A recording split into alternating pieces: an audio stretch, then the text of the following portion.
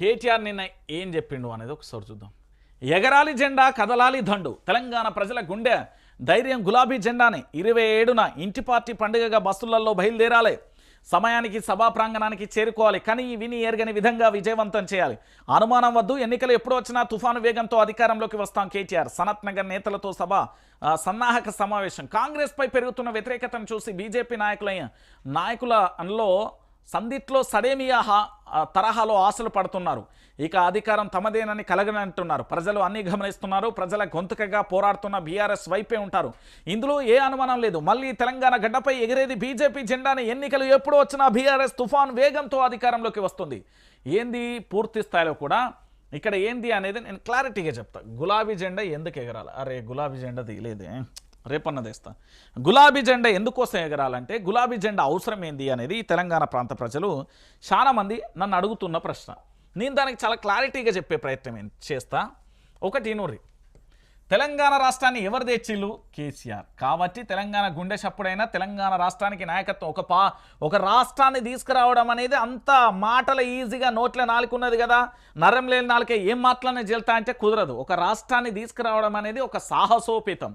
ఒక రకంగా చెప్పాలంటే సబ్బండ వర్గాలను ఏకం చేసి అన్ని పార్టీలను ఏకం చేసి ఒక యుద్ధంలా చేసి తన ప్రాణం ఎప్పుడు ఉంటుందో పోతుందో, ఎలాంటి రకాల కుట్రలు కుతంత్రాలు జరుగుతాయో, ఎన్ని రకాల వేధింపులు జరుగుతాయో, ఎన్ని రకాల కేసులు అవుతాయో, ఏ విధంగా పూర్తి స్థాయిలో కూడా కట్టడి చేస్తారో అన్నింటినీ కూడా బానిస సంఖ్యలు దెంపి తెలంగాణ రాష్ట్రానికి విముక్తి చేసిన గొప్ప నాయకుడు కేసీఆర్. అందుకోసం 27వ తారీఖు కదలాలే. రెండో అంశం ఏది? రైతుల గురించి చెప్తాను. రైతులారా, మీ అందరికీ రైతు బంధు పడ్డది, రైతులకు సంబంధించి రైతు బీమా పడ్డది, రైతులకు సంబంధించి 24 గంటల కరెంట్ వచ్చింది, రైతులకు సంబంధించి నీళ్ళు వచ్చాయి, 24 గంటల కరెంట్తో పాటు నీళ్ళు వచ్చినాయి. దాంతోపాటు మీ అందరికీ రుణమాఫీ అయింది, కొంతమేర అయింది, 1,00,000 వరకు లోపు వాళ్ళకైతే అయింది. దాంతోపాటుగా మద్దతు ధర వాళ్ళకింది. అన్నపూర్ణ రాష్ట్రంగా వ్యవసాయం దండగ కాదు వ్యవసాయం పండగ చేసినందుకు 27వ తారీఖు మీరు అందరూ కదలాలి. ఇక నిరుద్యోగులకు సంబంధించి పూర్తి స్థాయిలో ఉద్యోగ కల్పన జరిగింది. మరి కాంగ్రెస్ ప్రభుత్వం పక్కనోళ్ళు ఇచ్చిన ఉద్యోగాలు కూడా మేమే ఇచ్చినంత చెప్పుకునే స్థితిలో లేదు. అప్పుడున్న పరిస్థితులను బట్టి అప్పుడు చేయాల్సిన పరిస్థితులను చేశారు. దాంతోపాటుగా ఇక్కడ ఇంకొక విషయాన్ని కూడా నిరుద్యోగులు గుర్తుంచుకోవాల్సిన, ఈరోజు హైదరాబాద్లో పూర్తి స్థాయిలో కూడా జొమాటో కానీ స్విగ్గీ కానీ దాంతోపాటుగా ఐటీ కంపెనీలకు సాఫ్ట్వేర్ కంపెనీలకు ఏది క్యాబ్ జెమినీ కంపెనీ కానీ, దాంతోపాటు మైక్రోసాఫ్ట్ కానీ, లేకపోతే గూగుల్ కానీ, దాంతోపాటు రకరకాల ఐటీ కంపెనీలో హైదరాబాద్ అడ్డాగా పూర్తి స్థాయిలో కూడా ఈ హైదరాబాద్ గడ్డకు వచ్చి అనేక పరిశ్రమలు పూర్తి స్థాయిలో కూడా ఇక్కడ పరిశ్రమలుగా ఏర్పడి అనేక మందికి కొలువులు కూడా వచ్చినాం. దాదాపుగా 37 లక్షల మందో 17 లక్షల మందికో ఉద్యోగాలు వచ్చినాయి. కాబట్టి అందరూ 27వ తారీఖు వెళ్ళాలి. ఇక కార్మికులను వెంటనే ఉండి వాళ్ళ గుండె చప్పుడుగా వాళ్ళకి ఎప్పుడు ఏది కావాలన్నా కూడా అందించిండు కేసీఆర్. కాబట్టి 27వ తారీఖు వెళ్ళాలి. తెలంగాణ రాష్ట్రంలోని సబ్బండ వర్గాలకు న్యాయం జరిగిందబ్బా. ఎట్లా ఏమనుకున్నా కానీ ఏదో చిల్లర మల్లర కొంతమంది బీఆర్ఎస్ పార్టీకి సంబంధించిన నాయకులకు సంబంధించి తప్పితే మిగతాదంతా కూడా పూర్తి స్థాయిలో కూడా జరిగిన పరిస్థితి కనబడుతుంది. సో 27వ తారీఖు ఎందుకు వెళ్ళాలి అంటే కేవలం 15 నెలల కాలంలో విధ్వంసాన్ని చూసిరు. ఏది? ఆటో డ్రైవర్ల ఆత్మహత్యలను ప్రభుత్వం పట్టించుకోలే. కాబట్టి వాళ్ళందరూ ఒక్కడికి కదలాలి. హైడ్రాకు సంబంధించి కష్టపడి ఈఎంఐలు పెట్టి అప్పో సప్పో నయానో భయానో తెచ్చి కష్టపడి పొద్దుందాక తెల్లందాక నిద్ర లేకుండా డ్యూటీలు చేసి తెచ్చిన పైసతోని ఇల్లు కట్టుకుంటే హైడ్రా కూల్చేసింది. దానికోసం పోవాలి. దాంతోపాటు మూసి తరతరాలుగా కూడా ఏదో చిన్న గుడిసె నుండి పెంకుటిల్ నుండి ఇంతంత స్లాబ్ పెట్టుకొని ఉండడానికి హైదరాబాద్లో ఒక ఇల్లు ఉంది.